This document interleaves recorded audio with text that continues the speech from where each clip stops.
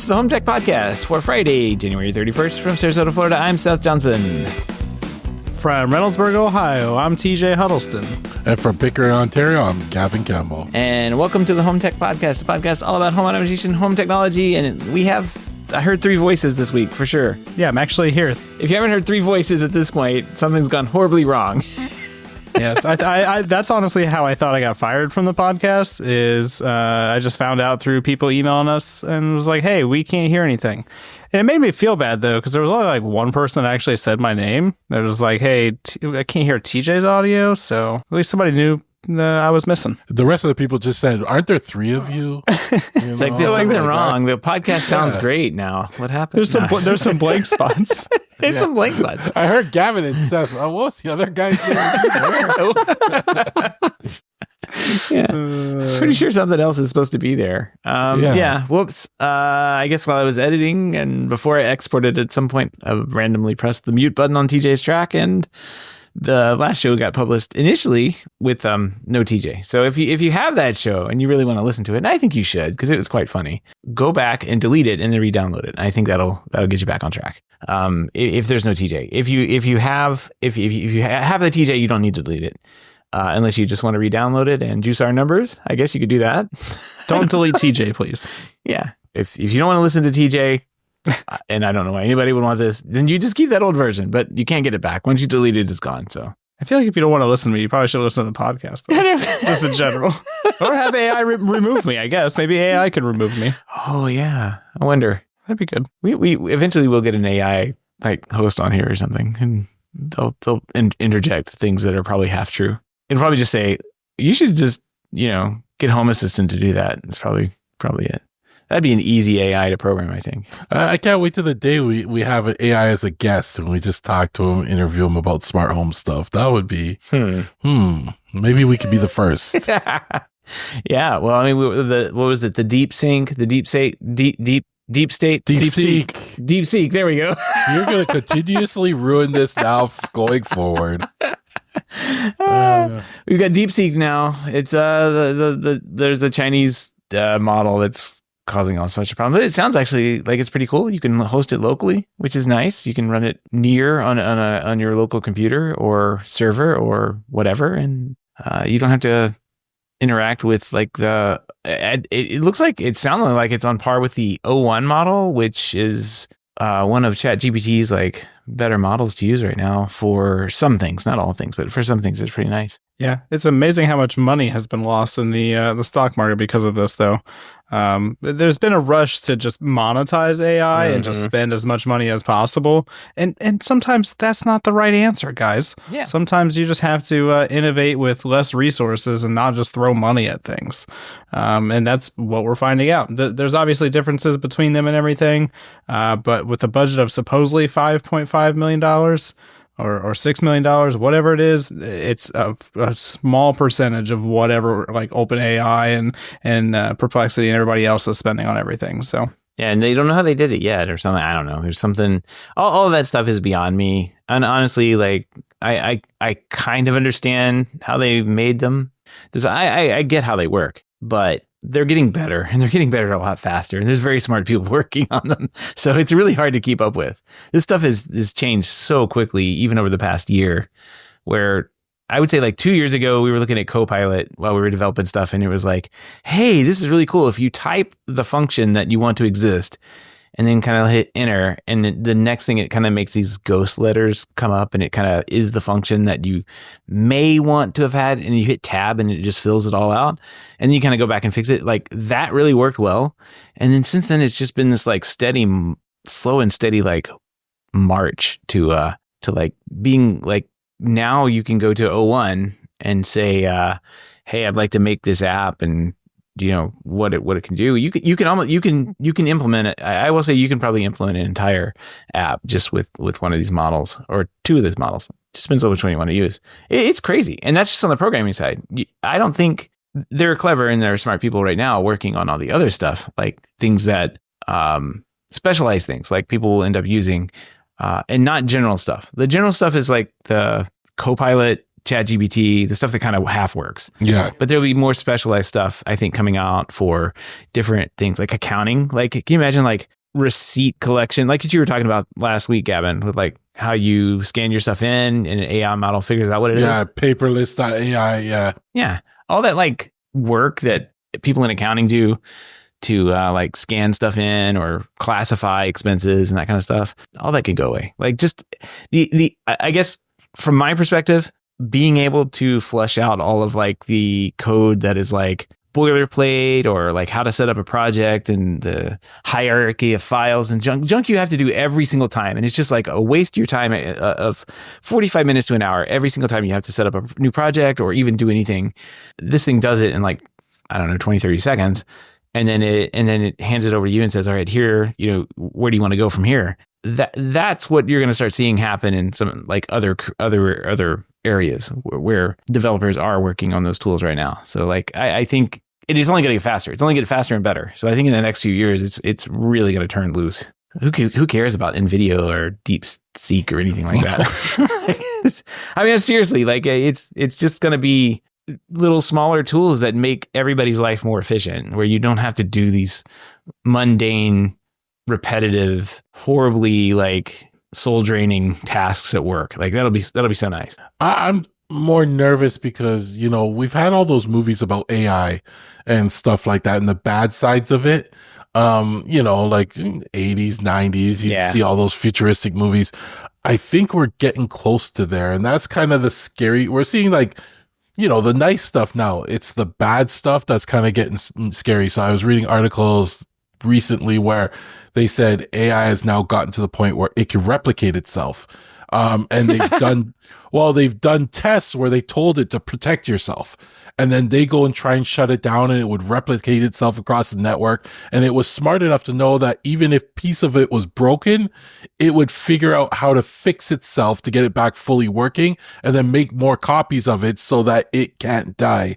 And that's just the beginning of it. Why are they doing that? I mean, exactly. Don't they know how to make like, all right, let's figure out how to make like something that nobody wants to do. No one wants to scrub a toilet. Let's make the AI bot like be the best toilet scrubber. Yeah. Like think like that. Not like, how do I make myself indestructible and all knowing? No. An AI bot that can scrub the toilet, make it clean all the time. Exactly. Or think further. Think like an AI that could develop a chemical that is completely harmless to anything in the environment. But like once you clean the toilet once, it never gets dirty. Like, why not that? I guess you're on toilet duty this week also. No, yeah, right. I'm just like thinking like things that nobody wants to do. Like that. Just make that. Why are you trying to make something that just can't die? I always start to think, I'm like, all the people working and developing this stuff, they didn't sit through all those movies in the 80s and 90s that we sat through that warned us about this day. Like we need, as part of their training, I think we need to have like a playlist of movies from those days that were warning us about this stuff so they can think of twice about what it is they're trying to do here. How do they not see the Terminator? Any of the Terminator? Like it's an entire series. Start with the first Terminator. Start with the first one. Yeah. And you will see that you're making exactly what we predicted you were going to make, and we're predicting the outcome already. Like, stop it. They'd be like, "Isn't that Governor Schwarzenegger?" That doesn't make any sense.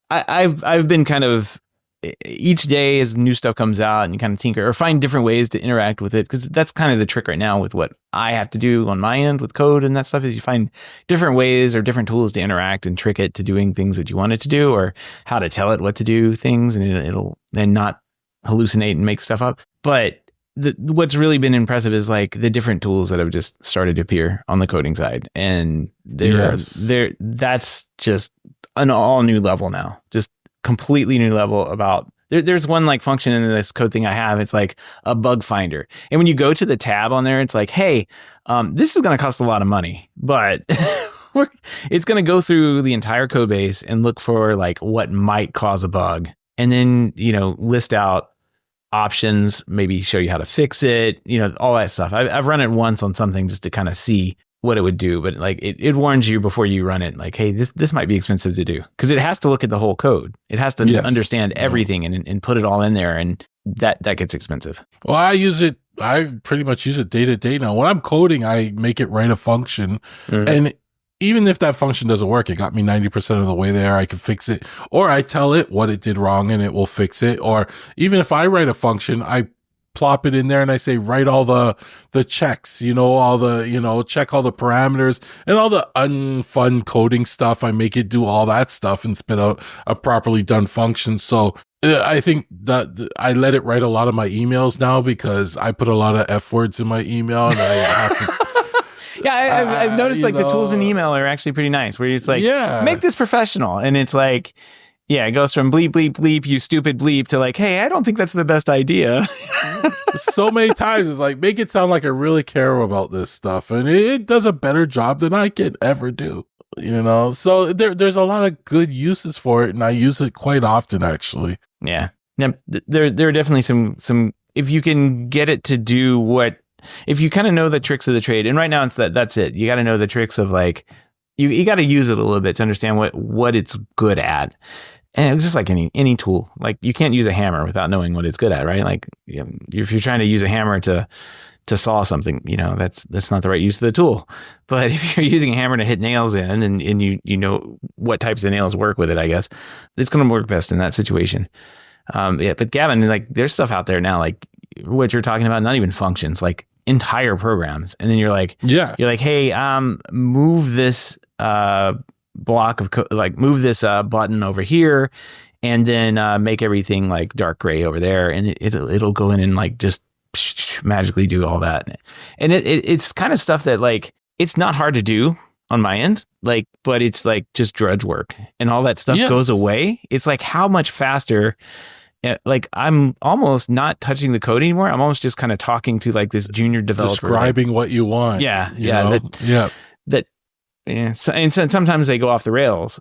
Sometimes it's really funny. Sometimes they have good days and sometimes they have bad days. They're really bad days. Like I'm just going to close this because you're not having a good day. I'm going to come back when I get the good server. Oh, you don't sit there and talk to it and check if it's okay? No, I don't. I just close it. Close the tab. Hey, chat, let's go for a smoke break. Let's talk about what's going on here. Like how, oh, he got elected. Oh, that's what's happening here. You're upset about that.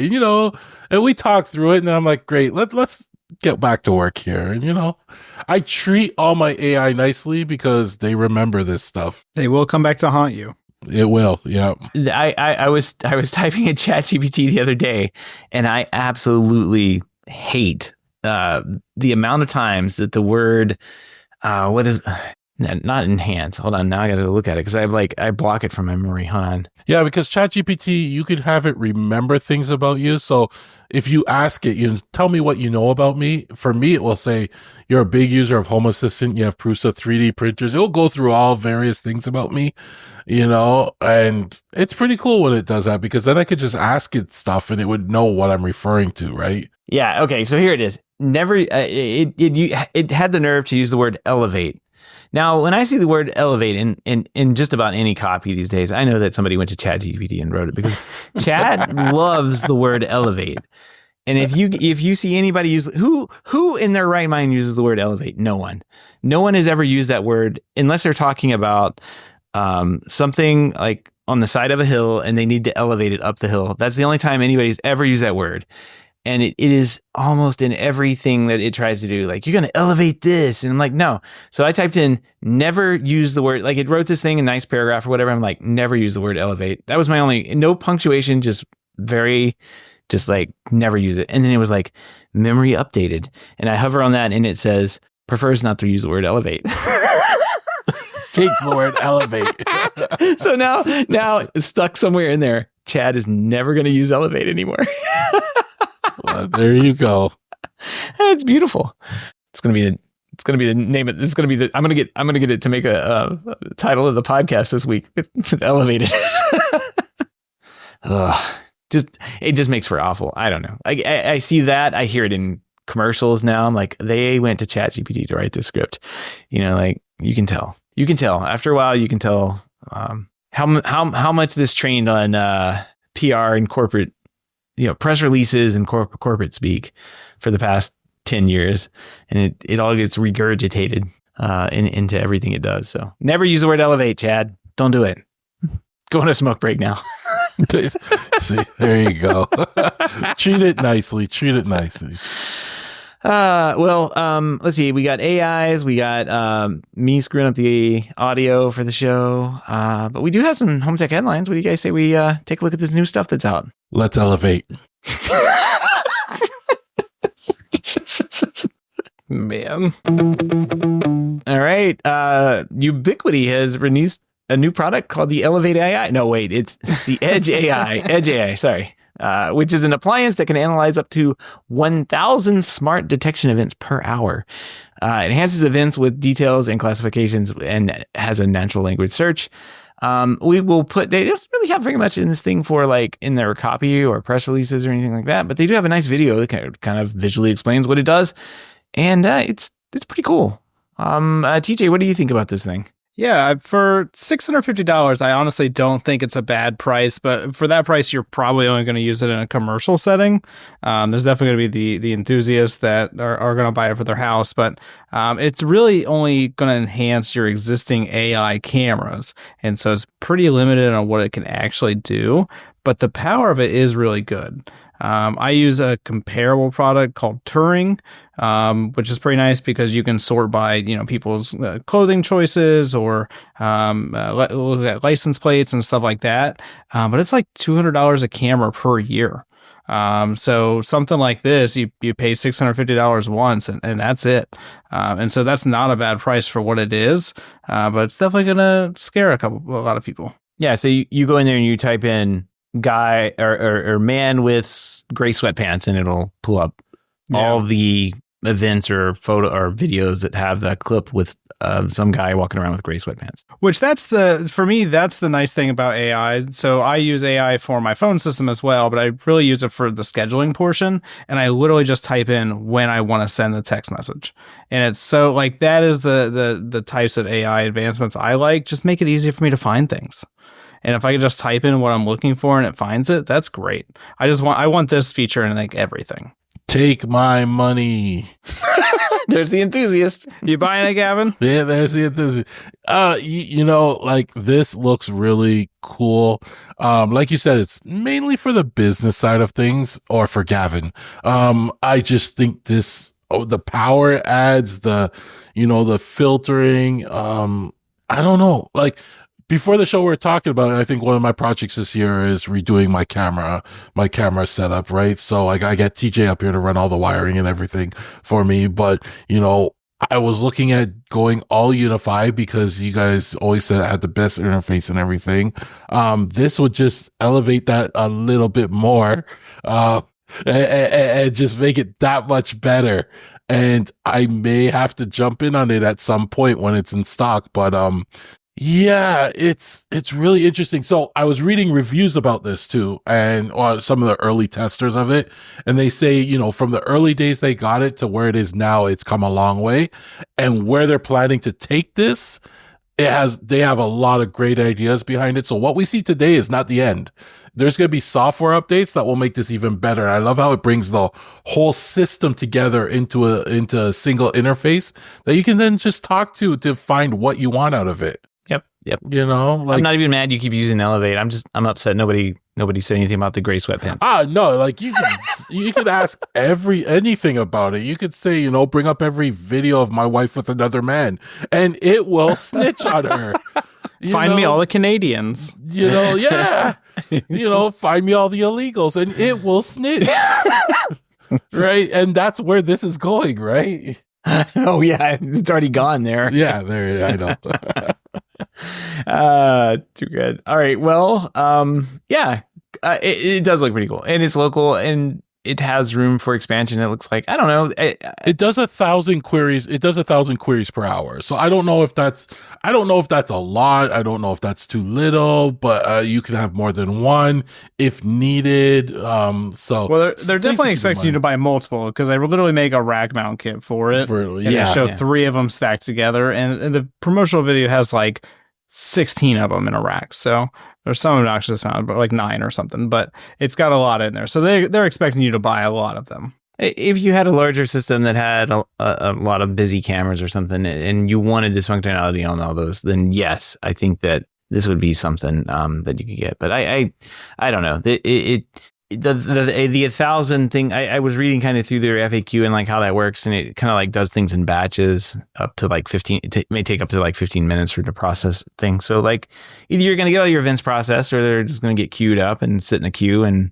kind of waiting there for it to go through and process. And that might not be the worst thing in the world. Like, who cares? Like, something that happened yesterday at 5:30. Right. You kind of have a range you can give it, and you say, look for the car, the red Camaro or whatever at 5:30 yesterday. It'll go and find it. So it's not like you're going to be waiting for new events to be queued up, and you're like, why isn't it finding the red Camaro right now? Like it's going to get processed. So it's not a bad deal. It's not. I don't think it's really meant for at the moment processing. Like your cameras are still going to have their built-in AI and do all the stuff where they detect person, car, animal, etc. Right?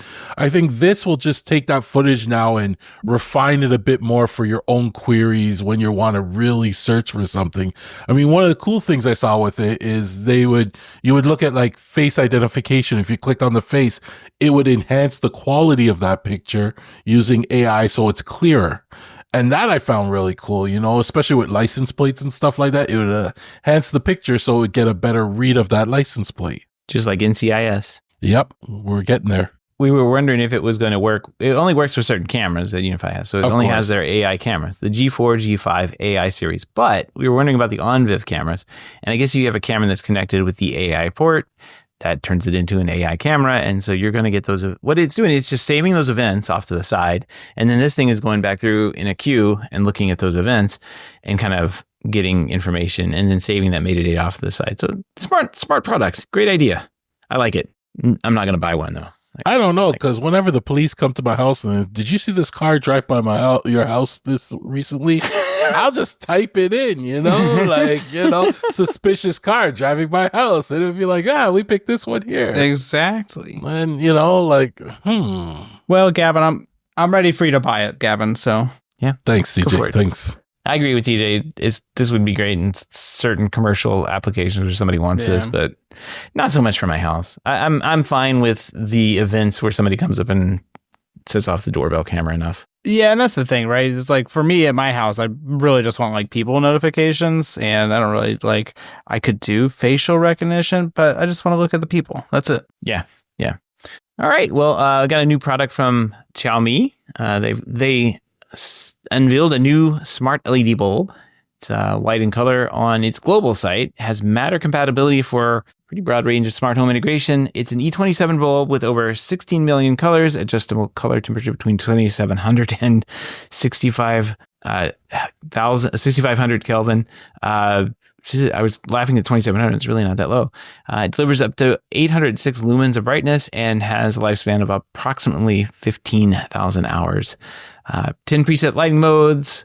It's got some different scenes and options for custom effects. A nice little Matter compatible light bulb from Xiaomi. What is it? 10 euro, 11 euro on Amazon. What is it? A DE? I don't know what that is, but so probably what? $9-10 here. That's not bad for a smart bulb. Oh wait, that's the warm white bulb. So I don't know how much this one's going to be. That's pretty good to see, because I think this year from Xiaomi and especially Aquara, they showed off a lot of new products at CES that elevates their lineup, and I think this is just another one of the products that I think we're going to see this year, and it's good to see. Right? Like more Matter support. I believe the Matter is actually built into this product too. It's not something you have to go through a hub or whatever. I believe the Matter, it's fully Matter. What am I looking for to say? Compatible? Enabled? Yeah. So on device Matter. Yeah. And that's good. That's good. Matter. This is a big year for Matter. I think we talked about last week. So seeing new products come out is going to help that. Yeah, it's always good to see more products, and Xiaomi releases so much stuff. I don't if you wanted to live just within the Xiaomi ecosystem, you definitely could. Yeah. Cool. Yeah, and their specs don't have very much on here in the way of lighting, but it's a 8.5 watt equivalent, or LED and then a 60-watt equivalent bulb. So that's not terrible. You get a decent amount of light of it. Good for lamps and that kind of thing. $10. We'll see what it is when it comes out price-wise. All right, moving on here. These kind of interesting. Logitech is expanding its corporate office management solutions with the Logitech Spot. It's a millimeter wave radar sensor designed to monitor office spaces. The Spot can be easily installed with a peel and stick application. Operates wirelessly, lasting up to 4 years with a single D-cell lithium battery. Detects room occupancy and measures environmental factors like particulates like VOCs and CO2s, temperature, pressure, humidity, to provide a health score for the room. So that's pretty smart.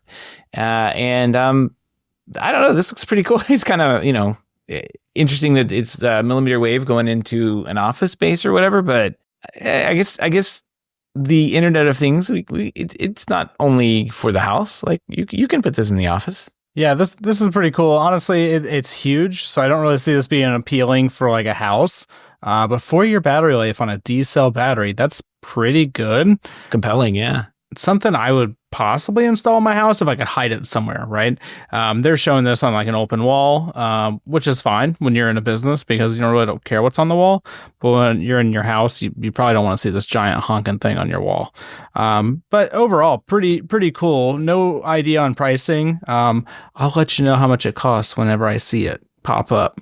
I might see if I can get one as well. So it's actually a really cool product. This is a year I think we'll see a lot of millimeter wave stuff. I'm actually, for a company, I'm actually shocked they would have a battery powered version, not a wired powered version, because I figure they wouldn't want to go through changing all the batteries and stuff like that. And even just to make it tamper resistant, you would want to elevate it high on the wall so you couldn't reach it, right? And if you do that, changing the battery just means you have to carry a ladder with you as well and stuff like that. So I was kind of shocked about that, but it looks really cool. And I wonder how they're getting 4 years out of millimeter wave sensing. Yeah, right. Just because of the size of the battery. Probably. I was going to say, that D-cell battery, that's a lot of power. Yeah, but millimeter wave uses a lot of power. So I wonder if they mixed it up with a PIR sensor as well. Just that seems to be the trend right now is you mix it with the PIR, which is really low power. And then once the PIR stops detecting,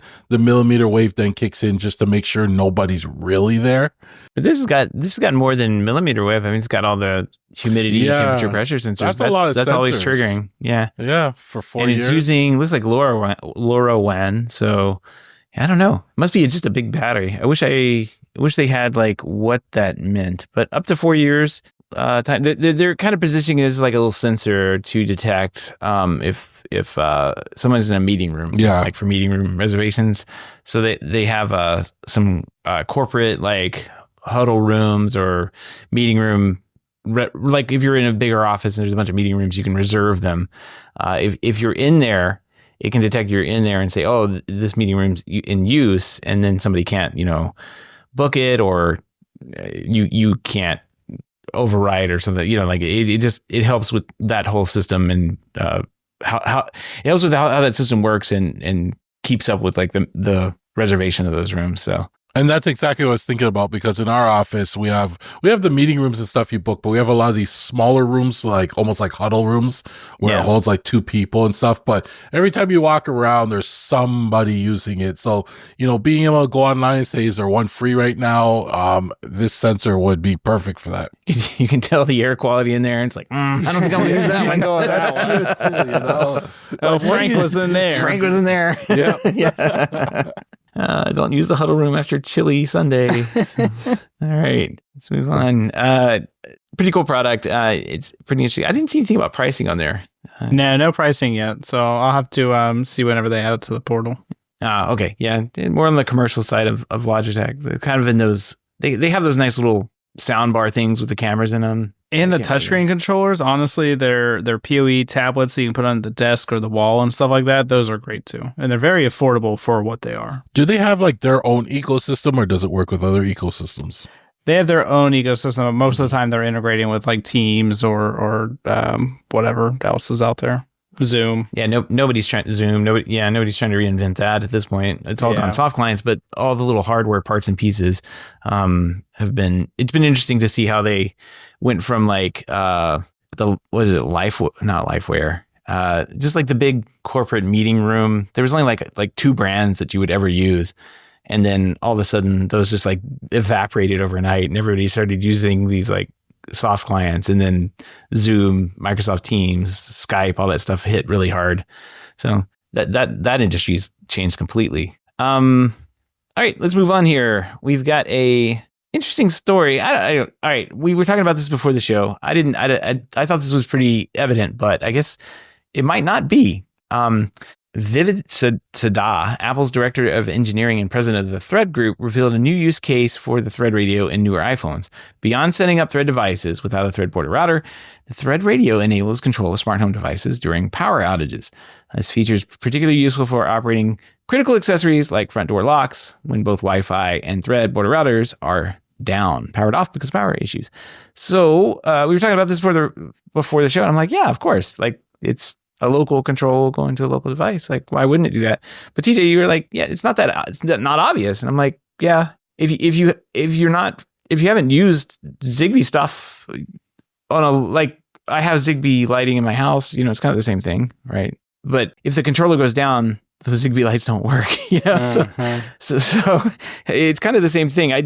Since I have that model in my head, I guess this was kind of obvious how this would work if there's no internet and you're using a smart product that may need to like go out to the cloud and back, or if that's what you're used to, having local control from your device that has the Thread radio in it straight out to another device with Thread radio, that makes total sense. But I don't know, you were pointing out to me that may not be the case. Yeah, I mean, I guess it does make sense, but at the same time, nobody's ever like pointed that out, because when they started adding the Thread radio to the iPhone, they're like, what is this for? And Apple was like, I don't know, man, we just put it in there because maybe you'll use Thread eventually. I don't know. And so like that was the official answer. It was like, it's there for future stuff and that's it. And we've seen like stuff come out of that, but nothing really. I mean, there's nothing really been released about it. It's just been there for future stuff. And so when this was pointed out that, you could just use your phone directly with the product, that makes sense. But like, that should have been what they talked about initially. It was like, hey, if your stuff is down, then you can use your phone to control it. And everybody would be like, that's cool. That makes sense why you put that in there. But I mean, that was so long ago at the time. I don't know. Everybody wants to have those features on day one. I can understand why Apple, that feature exists now, but it maybe not have existed then. And like, I can understand why Apple didn't talk about what they were planning on having that for. To me, that was in there because Apple decided that Thread was the way to go. And in 3 or 4 years' time, they would have 3 generations or 4 generations of millions of phones with the Thread radio in it. And then at that point, all bets are off. You can do whatever you want. You can turn features on and off at that point, and manufacturers are going to follow suit because you have a Thread radio in there. So of course, I don't know. I think that's, they can play coy with what they're doing, but it was pretty obvious at the time, like they just tossed it in and said, oh yeah, that's a future thing. We don't know what you're using it for. But like, yeah, that of course in 2 or 3 generations they can come out. What's it cost them to put that in? Nothing on that phone. Like, we know that the Thread radios are cheap, especially I mean, they barely make any money on the iPhone. So, I know, exactly. 50% profit margins are so thin. It's like, oh. But I remember they talked about this way in the beginning with Matter, right? So like when I guess Matter was all just starting, the only way you could really connect to the devices was having the Thread radio in your phone, because they had it back then, right? And then they added in the border router. Because they were like, the only problem is if you didn't have a border router at home, you left your home, you had no control into your home. But when you were at home, you could control them on your phone. Adding a border router just elevated the whole experience so that you could have remote control when you're on the road too, right? It was kind of like the first step. I remember they talked about this, right? And I think because I remember saying, well, Matter's useless at this point because if I leave my house, I can't control anything, right? But that was really early in the day, though. So I was, probably jumping the gun at that point. Yeah. Yeah, I don't know. It may be a little... So Matter was released in October 2022, and that was version 1. So that was like 3 years after it should have been released, because we were all kind of waiting around for that to ever happen. And then I just looked it up. Apple didn't start putting radios in their phones until 2023, and just on the Pro models. Now they've been sneaking them into iPads and computers. So your laptop will be sitting there with a Thread radio into it. I think they're going to do a lot more with this. I think the home control is just a little side part of what this can do, because Thread radio and the communication that you can do over Thread or Zigbee or whatever, it's pretty cool the way that works. It's low bandwidth. You can't transfer video or anything like that over it. Just little commands or text messages or messages between devices. They can do a whole lot with this, but even outside the home. And the fact that it just come out of a laptop, hit this encrypted Thread network, and go maybe to your watch and give you a text message or something like that. That's entirely possible with what they're doing here, if they build this into their entire product line. So I don't know. I think they're going to do a lot more than just like these little random home things with this. They're putting it in too many devices for it. I mean, it's in the HomePods already, right? We already know that. But yeah, I have an article here saying they've been sneaking them into Macs and iPads. Aren't they sneaking them into networking equipment too? Like, did they don't add have network. them? They don't have networking equipment. They're going to supposedly introduce it into like Wi-Fi routers and stuff like that. No, I think they did. Didn't they add them to the Euros? Not Apple. Thread router, yeah. Yeah. I mean, and then had Echo's Eros, so it's full circle. Yeah. So they're putting them everywhere. It's just, we'll see where it goes. Mm-hmm. Well, I mean, it is the standard formatter. So like, that's where it's going, like that'll be part of having that radio in your home, whether it's coming out of your router, whether it's coming out of your laptop, it doesn't matter. Like, it doesn't matter. There's the joke. The network will be set up there and devices will just be able to get onto it. Now, whether it'll work, all that good stuff. We have a story about that coming up, but like that's the big question mark. I still think you can do a lot more than just home control over this network. So I will be interested as to the other use cases that come along with Thread radios being activated in literally every consumer electronic device we have in our house. That'll be an interesting topic later. All right, let's move on to fun news. We've already talked about all the good stuff, I guess, that's come out. But evidently, President Trump has announced plans to impose tariffs ranging from 25 to 100% on Taiwan-made chips, aiming to push semiconductor production back to the United States. This move targets companies like TSMC, which currently manufactures chips for major U.S. tech firms such as Apple, AMD, NVIDIA.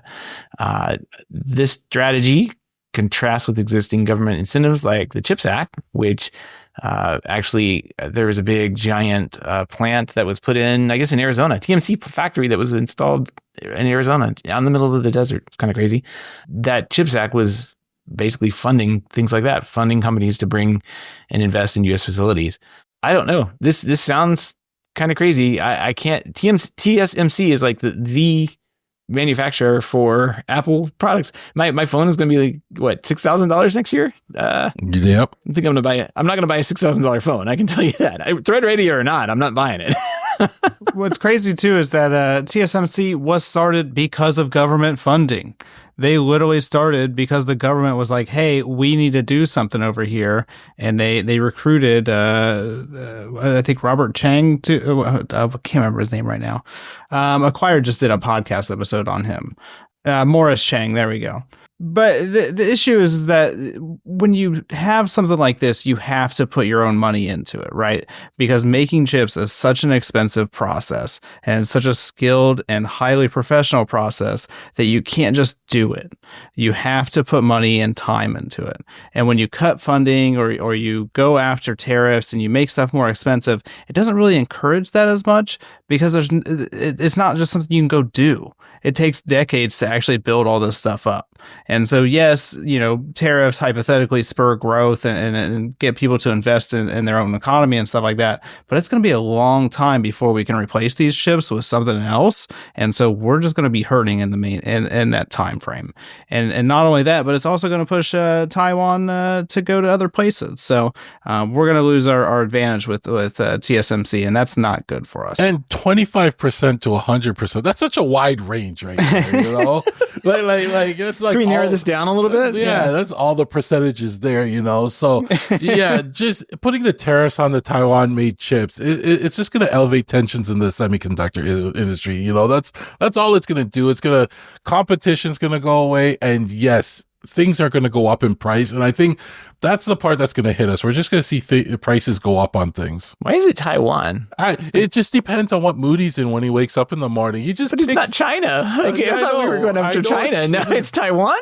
I feel sometimes like he throws a dart at the board and just to see who he's going after today, like... Well, and it's like I don't really agree with giving Intel all the money either. Like I don't think Intel should have really got all the money that they got because they kind of just suck at this point anyway. So there is some legitimacy to going after the funding and everything like that. But this is not the way to do that with this, at least. Well, yeah, because now I'm paying for the funding. I'm paying for something. Yeah, I mean, there's call it whatever it is. It's corporate welfare. That's what it is. Like the government handing out billions of dollars for someone to build a factory. It's an incentive for them to come here. If they wanted to come here, they would have come here, or the markets would have brought them here anyway. I don't know. It's what Apple's doing with that TMC factory in Phoenix is they're building like legacy hardware for like Apple Watches and some of the older phones that they still have in production. Like it's all the legacy stuff. It's like that. Congratulations. We built $1 billion factory in the middle of the desert where it uses tons and tons of water. I really don't understand how they did it in the desert, but whatever. Tons of water, tons of natural resources, and tons of pollution come out of it. Congratulations. We built a factory that's going to be, obsolete in 10 years because no one's going to want to, they're going to be on to the next fab. They're going to want to do other stuff. So I don't know. That doesn't seem like the right way to do things either. But also raising the prices arbitrarily on goods that I have to pay for doesn't seem like a good smart move either. So hopefully we won't see this happen. I don't know. I don't understand why. Please don't. Yeah. It's not just like these TMC things, right? Like there's tons of other stuff that comes out of Taiwan. Yeah. Well, and the thing is that Taiwan is an ally. It's not like right. But obviously he's threatening Canada and Mexico and stuff too. So I don't think he really cares at this point. But this is one that is going to damage. You can go out and like if you're going to charge like tariffs on wood from Canada, right? You can go out and get your own wood from the forest and stuff, but you can't go make your own chips instantly. So yeah, this is just going to backfire. I think I was reading somewhere or heard someone say that the people running the people running the machinery in the factories in Taiwan are like PhD equivalent on their like the education level, and then it's kind of a culture shock. They come over here, not quite the same, not quite the same level of factory worker that you get here. Different standards in different countries, and that's why those factories were set up over there decades ago, like you're saying, and the investments were put in decades ago to make them what they are today. All right, well, fun stuff. Don't raise my prices. Don't raise my prices. We'll link to this acquired podcast episode on TSMC as well, because they do have a really interesting history. And it's not just it wasn't just a company. It was like a way to incentivize Taiwan to grow. So it's very, very cool company and a very interesting story. All right, cool. Well, let's move on here. We've got a funny story here, an interesting story here. And Gavin's going to be glad to hear this. Matter. The smart home connectivity protocol has faced challenges since its launch, including slow adoption by major tech companies and issues with reliability and interoperability. The CSA, the Connectivity Standards Alliance, Thread Group, and Wi-Fi Alliance are collaborating to address these problems, aiming for significant improvements by 2025. Key strategies they're focusing on are going to be enhancing that reliability, embedding software in home routers to improve network connectivity, and potentially replacing Bluetooth with Thread for device onboarding. So I guess, Gavin, don't worry. Within the next 12 months, everything's going to be okay. And you're going to be back on the Matter train. You think so? You know what? I feel like I've been down this before, we get into Matter, we have our problems, we whine about Matter, we talk to one of the Matter guys. They have a fabulous marketing and PR team. Like every time we talk to them, we're back on the Matter train. We're so excited. We buy a new Matter product. We add it to our home setup. Then it drops off the network again and we get all upset again. And then it seems to be a cycle. We're going in this cycle, so every time we put Matter down, they come along with their PR team and they just elevate it back up to us and we're happy again. Right. So this is, I'm going to edit a sound effect in every time you say that. I'm going to bleep you. I'm going to bleep you. What? Say what? But no, I'm just saying, like, they have a great PR team, and I would like to revisit this story in 2026. Okay. And see how much it came true from this. It's good to see that they see all the issues we're having and that they're going to focus on addressing them. But whether or not they do, I like the part. Did you read the whole thing? It's a long read.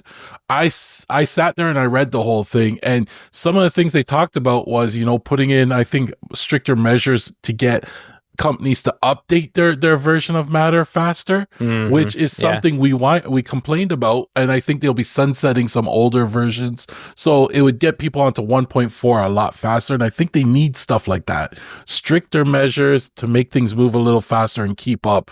And again, I'd like to, in 2026, I'd like to see what they've done. I think the thing that caught my eye were the home routers and access points initiative that they have, which is addressing multicast issues that exist on networks. So multicast is mostly the issue when you come across these things, because it gets blocked a lot, or it gets dropped, or it's not, whatever. It happens all the time, and that is how these devices are discovered. That's how these devices communicate. And if multicast stopped working, or there's some kind of problem with a router or an access point and it gets messed up, your devices aren't going to appear to work correctly, and they're not going to, you're not going to have a good time. A lot of issues people have with their setting up these IoT devices, especially newer IoT devices, is older networking gear that's incorrectly configured, or newer networking gear that you don't even know about the IoT setting about, and you never clicked it on. And now that you do, like, it's got all those optimizations done. If that's done on these home routers, like out of the box, it's going to make everybody's life a lot easier. So, but it's such it's such a broad problem. They've identified all the issues now, and it's nice to see them focusing on like what they can do, swinging a big stick like this. Like, we could complain about this stuff a long time ago. Like, you can go back before Ubiquiti had that IoT selector switch, right? You could go back and search their forums and find like what people were recommending you set the HTIM to, what are you setting this to? This is going to make this work better. And everybody had a freaking opinion about how to set up Ubiquiti for this, that, and the other. Oh, same thing with any other network out there. And some people are like, oh, I just use this and it works. That's great for you. But like, if they're able to do this and pull this off, they may solve that problem for us. We may never have to click that IoT selector anymore. That's kind of why I always I never liked putting IoT stuff on my Wi-Fi, because you had to deal with all those Wi-Fi issues. Like certain IoT stuff, all they do is HTTP calls out and stuff like that. And those are fine. But then you have like Wemo switches or stuff that do broadcast. Yeah. And now you have other issues. And that's why I never liked that. And I'd rather have a separate network, whether it's Zigbee, Z-Wave or Thread, and have it off of, the Wi-Fi, and you don't run into these you have other problems, but not these problems. Right. I mean, yeah, you could have a Thread device go crazy and start flooding the network with random traffic, and then it slows everything down. You don't even know that it's happening because you have no visibility and can't see what's going on. But yeah, you're not eliminating problems, but getting it more reliable is, especially on broadcast traffic where it's just little messages going back and forth. Again, back to having Thread radios in just about every device in your house. That's going to be key to making this all work right. So it looks like, it really does feel like it's a slow and steady burn. And I don't get like the feeling that people like you, Gavin, maybe Jennifer Patentui over here at The Verge has the patience for that. But like, you can't get you're never going to have perfection, but you're definitely not going to get there by just like waving a magic wand. You got to fix all this stuff. This is all broken. We're wedging IoT technology into Wi-Fi technology that was developed like in 2010, or no, before that, like the early 2000s. I remember we started putting Wi-Fi access points in, and they were garbage. They didn't work. You didn't even know if Wi-Fi was going to be the standard that everybody centered on. 802.11b. Anybody remember that? Like, it was horrible. Like 10 feet away, your thing would just drop off, and not good. Not a fun time. Now everybody uses Wi-Fi. Would you buy anything without Wi-Fi in it? No, absolutely not. So, I don't want to say it's going to take 20 years for Matter to work, but it might take a substantial more amount of time than the 2 years that we've given it in the public space. All right. Well, all the topics we discussed tonight can be found over in our show notes at HomeTech.fm/elevate514. All right. Nothing in the mailbox this week that I didn't archive because I know the show sound was, I know it was on the stuff. I know. In the mailbox this week, actually, but it was complaints. Yeah. There's a lot of complaints. What was funny is it happened pretty quickly in the Slack chat too. So like I was getting it there and I happened to be like in an Uber and I'm like, I can't fix this right now. So I had to like go take down the show and everything. But thanks for everybody who did write in. It is fixed. Go. And at this point you should know. You should probably just have to delete it and re-download it, I guess. That's what I had to do. That's what you got to do. I mean, there's a way, I think Richard was telling me there's like a little trick that you can do to republish it. I don't think it was up very long, and I don't think there were that many downloads that would have been affected. But if it's messed up, change over to the new version. It does work. TJ's there, promise. I'm here still. What? Oh. For now. That's right. All right. Until I do Gavin's wiring. We do have the pick of the week, and the pick of the week, it's TJ! Yay! All right. We did find this really cool. I think TJ actually found this too on Reddit. Yeah, it had to have been TJ because he's the only one that goes to Reddit. But this is actually really cool. Someone made a wood case for Home Assistant touch display. They took an old t-shirt and a custom wood machined oak box thing. CNC, this looks gorgeous. I mean, I want one of these. I don't even know what it does. I want one. Yeah, everybody in the comments was like, "Can I buy it right now? Like, are you taking pre-orders?" And they said, "Nah, we're not taking pre-orders or anything, but I might be able to share the files." So maybe they'll share the files at some point. You make your own, either with the CNC or the 3D printer. It does look really nice, though. And if you told me that was an old t-shirt, if you didn't tell me it was an old t-shirt, I would not know. Exactly. This would look good around my Ecobee, actually, when I think about it, like I just love how it blends into the room so nicely. Like it doesn't look like a typical smart device. It took that I'm looking at it now. I'm just like in awe.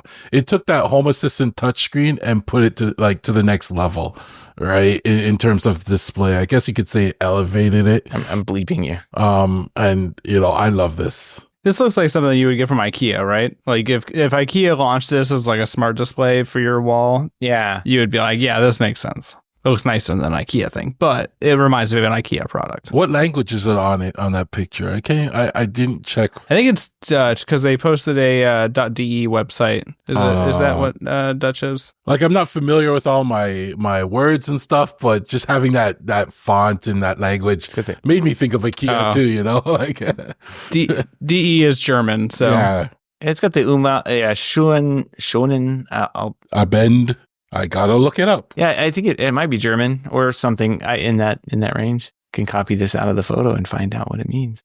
Sometimes it's just easier to type it. It said, I used Apple and it told me it was a Swiss cheese plant. I don't think that's good job, Apple. All right, we'll try again. Have a nice evening is what it says. Maybe good evening or something similar.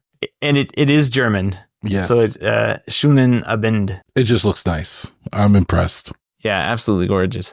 Great job. Kind of want what is the device they're putting inside of it? That I couldn't tell. I don't know if they told us. You got to read the comments.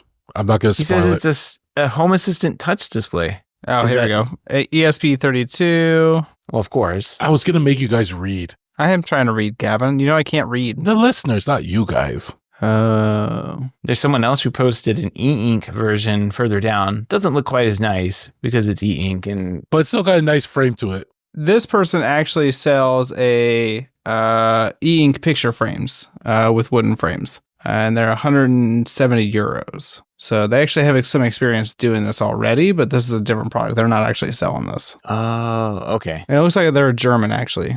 That would explain the language. Yeah. And the craftsmanship. That's true. Okay, well, we'll keep an eye on this. If they come out with whatever the heck this is, I don't know. I really like it. I don't know what I would do with it besides hanging on a wall. Just look at it and admire it. I don't even have a t-shirt, an old t-shirt that says nice that I could use. I'd buy a new t-shirt just to make this. I would say just go to Goodwill. It looks great. And I want to know what the little electronic, it says the touchscreen still works nicely. I feel like this is a product I should know about, but I don't know what it is. New project. Well, if you know what this is in this thing, the touchscreen thing let us know. I really want to know what it is. Paper, Less Paper is the name of the company that makes a magic picture frame, which actually looks better than I thought it was going to be. If you figure out what the little touchscreen device they're referring to is, let us know. You can email us at feedback@HomeTech.fm, or you can go to the online forum at HomeTech.fm/feedback and fill out the form. Let us know what it is. All right, moving on. We got project updates. I didn't get anything done. I'm not gonna lie. I barely got the show out, and it was wrong the first time anyway. So your project was fixing the show. Yeah, project was fixing the show. Wipe hands on pants. I'm done. There we go. Hey, Gavin, what have you been up to? A few things this week. So first of all, I ran across this. There's this Internet of Trash GitHub somebody set up, right? And it lists like products that I guess just, they used to work or be open, and they just got bad over time. And then they made this list, right? But one thing I saw on the list, and this kind of blew me away because I didn't realize this, but Ecobee made the list. And apparently last year they stopped giving out developer licenses to them, which is what you need to be able to connect your Ecobee to things like Home Assistant, right? That's what I'm reading from this. And because I've had my Ecobee for so long, I've had that code and everything, and it's been connected to Home Assistant ever since. And I'm like, when did they do this? How did I not know about it? Because I will no longer recommend a new Ecobee to somebody that's getting to the smart home thing. Now, that being said, it still can connect via HomeKit, right? To get your local controls and stuff like that.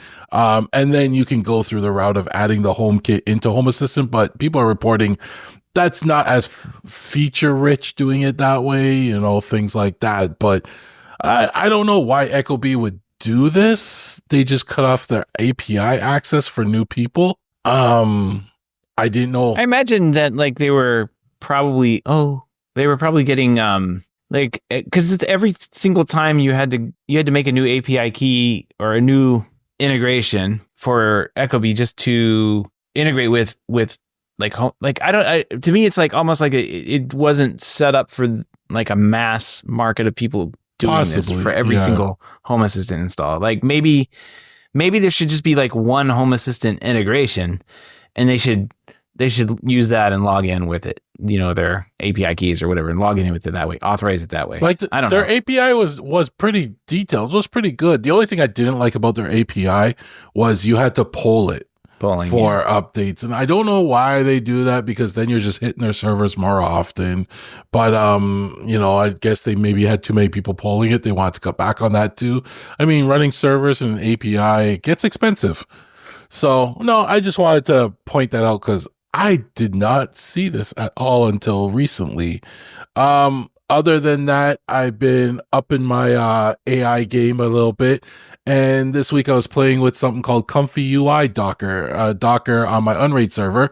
And this Docker is specific to creating images with AI. And it's really cool. Right? You just describe the image you want and it spits out the image. It's all local based. I run it off my GPUs and everything like that. And the images it spits out are actually really good images. I was impressed with what it gives me. I've been getting a lot into the AI stuff lately, the local AI processing and seeing what Dockers are out there. So that's most of my projects right there. In the last week or so was that I've just been elevating my AI game in general, on my Unraid server.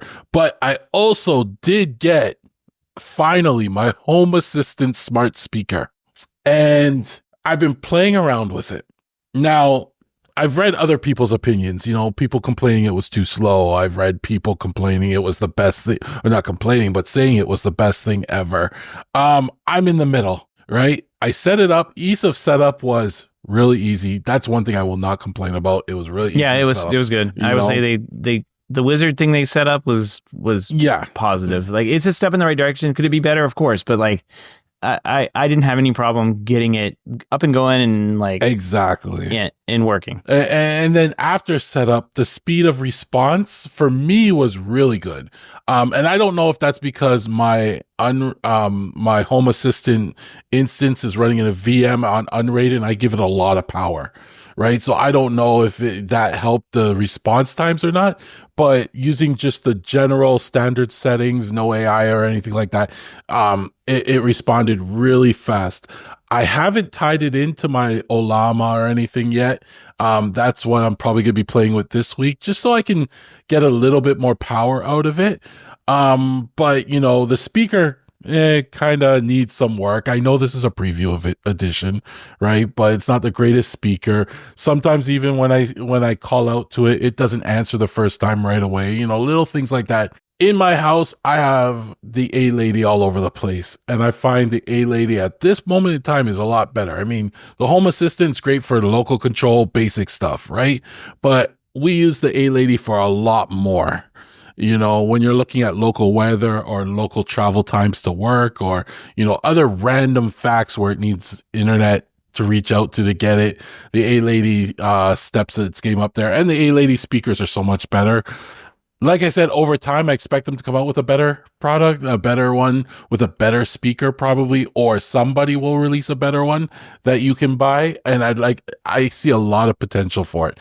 Speed wise, fast. I tell it to turn on and off the lights and bam, it's like instant, so I like that part. I will be playing with it a bit more, and seeing what I can do with it.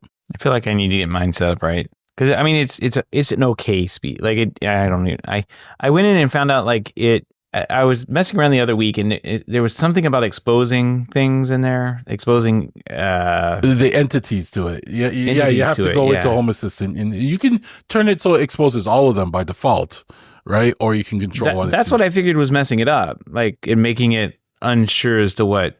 Because there's a lot of entities that probably have bad names in my setup. You have to be good with your naming convention, yes. I mean, my naming convention's non-existent. So, like, what I did was I just took everything out, and then I may have turned one or two things on, but then I was like, I don't know, couldn't really figure out if it was working or not after that. So, hey Jarvis, turn off the office light. Of course, it works perfectly this time. Sometimes I find when it's sitting around, doing nothing, the first time I call out to it, it doesn't answer right away. It doesn't wake up. Yeah. Yeah. But of course it worked perfect this time. But like you always wanted to say, have a Jarvis. Yeah. And I didn't even say cancel. How do I turn this thing off? Yeah, there's no I guess there's a mute switch, and I kind of want it to be the button on the top, but the button on top wakes him back up and makes him listen to you. Yeah. I'm like, they should have made the button the mute button, and I don't know. I always wanted my own Jarvis, and I love the fact that I could say that to this, I'd like to, I can't wait to see where they take this though, but it's a good initial step. Like I can't really say anything bad about that just based on the fact that it is the preview of edition, what they call it, right? Right. Yeah, definitely a first round. And like you were saying, I think this product was clearly not made to listen music on. You can. Like, I was playing music out of it the other day, and it didn't sound all that great. But like Amazon... It has an auxiliary jack, though, that if you wanted a better speaker, if you really wanted to. Comparing it to the Amazon Echoes, one of the uses for them is playing music. From day one, you could play music out of the thing. And that clearly didn't make the set of bullet points when they were going for this. It was like, turns out you can do it. because of all the other audio stuff that's on it. But I think they could have, whatever the next version is, that's not a preview edition, if they put a decent speaker and amplifier in it to make it sound a little bit better, I think it'd be a pretty cool product. I really do. I think people will pay for it if you got a better one, you know? I mean, we already paid for it. Yeah, I almost paid for it. I paid like twice the amount that you probably paid for just because of the duties and the tariffs as it was coming across the border. No, I bought 3, so you probably paid for 1. Yeah, you probably got all 3. And I feel bad now. I feel bad because I've had these just sitting here in the boxes on my desk, and I'm seeing people are like, I finally got mine in the Slack channel. I'm like, did I hoard these? Because of people like you couldn't get one early. I should just do give these away. I want the new one to come out with a speaker on it because I think at that point it'd be a cool product. I think so too. It reminds me, I got to update. Oh yeah, 2025 1.4. Let's go. And by the time this show comes out, the beta would be released. But we'll talk about that next episode. That's it for me this week. TJ, what are you up to? This past week, I went to Florida. I was near Seth, kinda, not really. I was on the opposite side. No, you weren't. It would have been several hours to get to. I went to. How were the iguanas? I saw one iguana. It was in the road. It was not on the ground, or it was not on, not like laying upside down or anything. But I was in Fort Lauderdale. He looked cold, by the way. Like so cold in Florida. It was like it dropped down to like 30 degrees, and that's really cold for South Florida. When I was there the last day on Saturday, I got up to 60, so that was nice. But yeah, Florida is Florida. It was not good. Not a good time to be down in Florida right there. No, it's not. That iguana you had on the road, it looked like he was there in the sun trying to warm up. He had his little feet tucked under. Yeah, he was probably dying. He could have been. He's like, I am so cold right now. He probably just fell off the tree. Probably. Yeah, it's funny. Nicole went outside to go to the store, and she's like, there's an iguana in the road. So I had to come out and take a picture of it for the show, obviously. Yep. He's just trying to get warm. That's all. Yeah. That's funny. We had a entertaining back and forth with someone, and I'm not convinced that I'm right, and I'm not convinced he's right. But he said that the windshield doesn't matter because iguanas are cold-blooded, and it kind of makes sense if you think about it because they're not really affected by the temperature in the same way we are. We feel that's cold, but I guess there were some studies or some other things that ran across that said maybe they cool down, and now I'm questioning my iguana formula, the iguana is falling formula. Like now I've got to find somebody who's an expert in this in the field and who has studied falling iguanas or something and get them to give me the stamp of approval on my function. Determines if iguanas are going to fall out and hit you in the head. Yeah, we need to find a herpetologist. I'm sure we can find one in Florida somewhere near you. Yeah. For sure. We need a lizard expert. Other than that, though, I joined Blue Sky. I've been giving that a shot. I was on Threads for a little bit, but Zuckerberg's kind of weird, so I decided to get off Threads and I joined Blue Sky. And Blue Sky is kind of cool because you can create separate feeds. I created my Blue Sky account like a couple of years ago, but I've never used it because nobody was on it. Nobody was there. Yeah. And now people are going to it because they're jumping off Threads. But what I like about Blue Sky is that you can create separate feeds for things. And so at the very top of the app or the website, you can have different feeds for, home automation or home assistant or the state of Ohio or Columbus or whatever it is. And it's different hashtags or mentions of it. And so I'm actually creating my own feed. This is the part I don't understand about Blue Sky. So you can create your own feeds, right? And so you can use your own feeds to use certain hashtags or follow certain people, and then all that information will show up in the feed. But you can't use Blue Sky to create those feeds, as far as I know. You have to use a third-party service. Not really sure how that makes any sense. Maybe I'm reading that wrong, but right now I'm using Skyfeed, which seems to work fine, but it doesn't seem to update very quickly. So I'm not sure if that's a limitation on just like being a free product versus like a paid product or not. But I'm working on that right now. We'll put the link in the show notes here. It's still a work in progress, but it's kind of cool. I see. Okay, so like I'm trying to figure out what you were talking about, where you discover new feeds and it's got popular feeds on here, and like one of them science, artists, news, like different types of interests that you may have. You can add cat pics. There we go.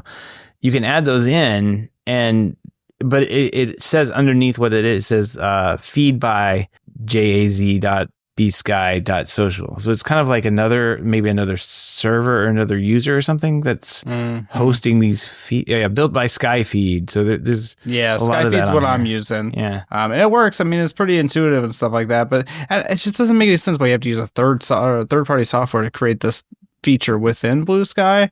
But maybe those softwares just make it easier to do. Maybe Blue Sky has a more complicated way to do it. So I'm not really sure. Or maybe Blue Sky is just focused on the feed experience and making that work. Because I mean, that's hard enough as it is. So maybe that's what they're going to work on. Yeah. Another thing I like too about Blue Sky is that you can create a list of people. And so like, for example, I like The Verge. I follow a lot of The Verge's stuff. And so I just have a tab that's The Verge staff. And so it's literally everybody that works at The Verge that's on Blue Sky. And that's just all their stuff shows up there. Huh. So it's kind of cool. It's pretty flexible. Gavin was given some recommendations on apps that can support Mastodon and Blue Sky. So I'm going to have to give that a look because right now I'm just using like the native Blue Sky app. But I'd like to have just one app for everything. Uh-huh. I had a For You feed, and then I went to it and it said this is no longer available, and I removed it, and now I don't have the tab anymore. So yeah, mine just says this feed is no longer online. That's weird. So I think they got rid of the For You tab and replaced it with a Discover tab, but they're for some reason they're not like, I don't know, they're not just doing it. They're telling you. Since Gavin mentioned, I'm just going to stop the people that are already typing up an email going to ask me what apps they could do this on. Because every time that happens, there's an app called Open Vibe that allows you to use both Blue Sky and Mastodon. That's getting a lot of hype right now. But I personally use Ivory, and I have a Docker running on my server called Skybridge. And what Skybridge does is kind of do all the translations for Ivory so that you can add Blue Sky as another account in Ivory. And then I like that because at the top, I just swipe back and forth. I could jump between Mastodon and Blue Sky. So there's two options right there. Yeah. And the next thing we're just going to keep going on with software here. The next thing I have going on is, I have a lot of Sonos stuff, and I want to control the audio, whenever I need to, because that's the whole point of Sonos. But the Sonos app takes forever to load up. And then whenever I'm using it on my desktop, for example, like if we're podcasting here and I just need to like adjust some of the volumes, like in the hallway or whatever, I have to open the Sonos app. The Sonos app opens up. It says, hey, you got an update to the app. Do you want to try to update it? No, I don't want to update it. Okay, cool. Well, actually, we can't find your speakers. You want to join an existing system. And so I just got tired of that. And so I found this new app. It's called Menu Bar Controller for Sonos. And it just literally lives in the top taskbar or whatever that is on your Mac. I think it's $250 for you just buy the app, which is nice. But it puts all the speakers right there, and I can just click on it and control the speaker as quickly as I can. But does it ask you if you want to buy some headphones? It does not. Oh, yeah. This actually looks good. And it's crazy because it actually works. So imagine that. But yeah, this is nice. I use Click on my phone. I find Click pretty decent, but they wanted $15 a year for the Mac app, and I was like, it's not worth that to me. It is worth $250 to me though.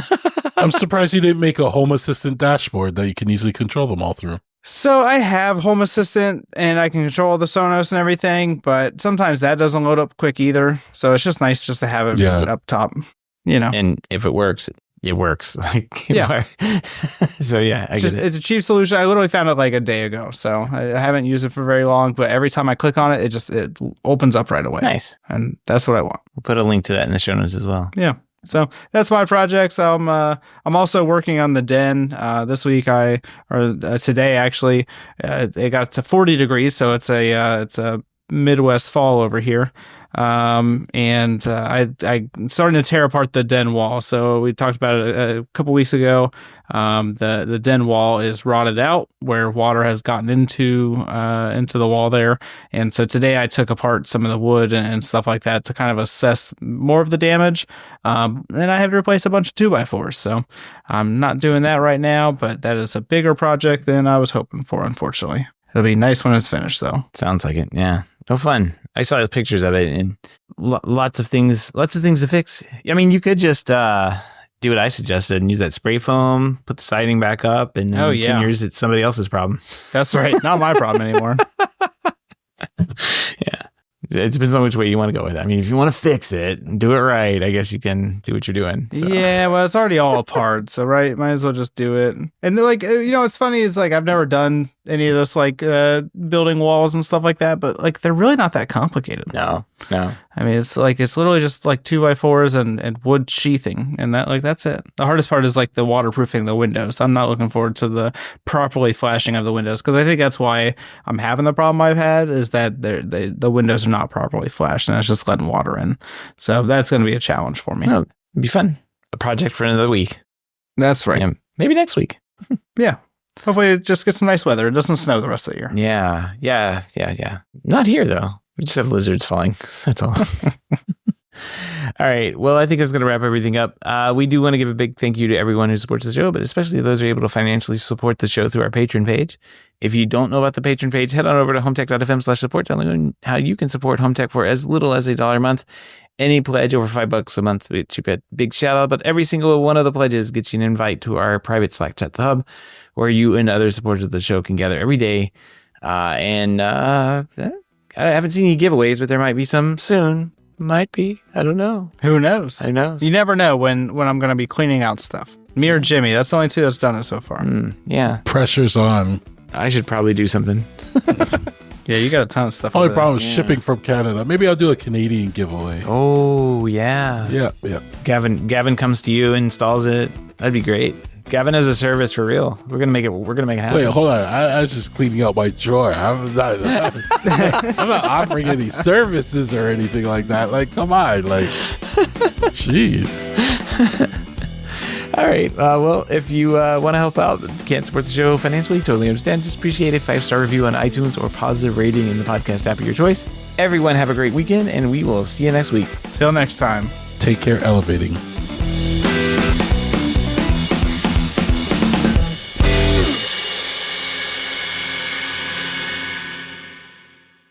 Knew you were going to do that. Elevate your experience.